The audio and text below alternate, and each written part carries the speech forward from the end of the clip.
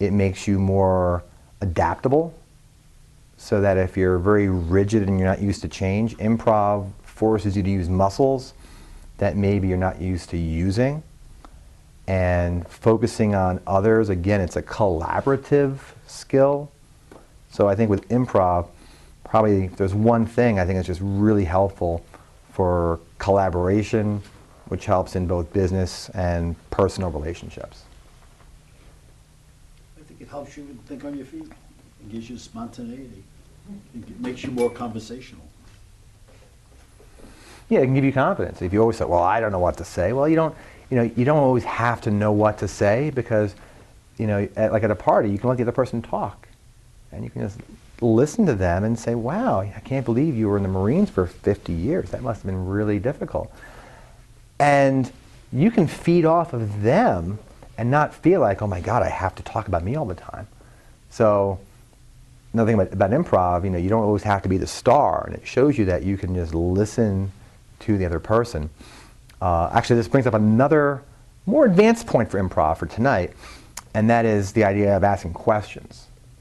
Because I was going to say, at a party, you can always just say to someone, no, tell me about yourself. And that works at parties, but for improv, questions has a way of deflecting responsibility. And again, we all do it. So there'll be questions tonight, I'm sure, but if I didn't say to Ed, hey, that's Barack Obama behind you, and I said, hey Ed, what's that behind you? My jacket. Okay, he said my jacket, which is fine, but I forced him to think. I didn't give him anything. I said, Ed, have some pressure. And he might have been like, oh, he might have had one of those times where you caught me off guard. I can't think of what's behind me. If I said, Ed, there's a bulletproof vest behind you. I really need that. Okay, I'll get it. Now he can do something. He can pick it up and go, oh, if it's pink though, I don't think it's yours. I think that's Shirley's. Oh, I forgot. She has the pink one. Mm-hmm. So it gives you the ability to kind of build.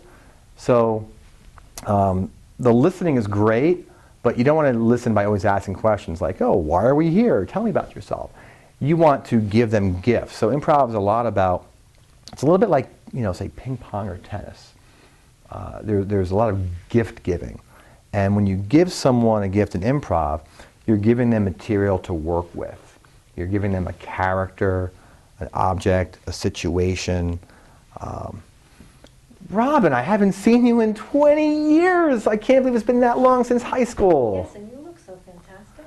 Oh my God, thank you. I just got out of jail, and working out in the yard every day really helped. Okay, so I gave her the gift of, now she knows that she's known me for 20 years, right? I gave her the gift that we knew each other in high school.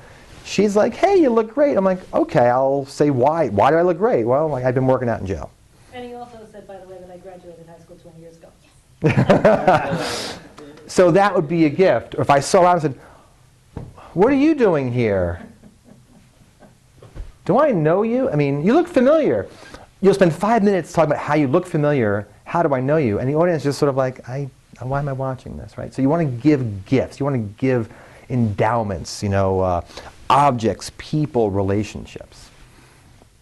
But we'll get more into that when we start doing the exercises. Any other thoughts or questions? You guys excited? Oh, yeah. All right. Well, let's do some improv.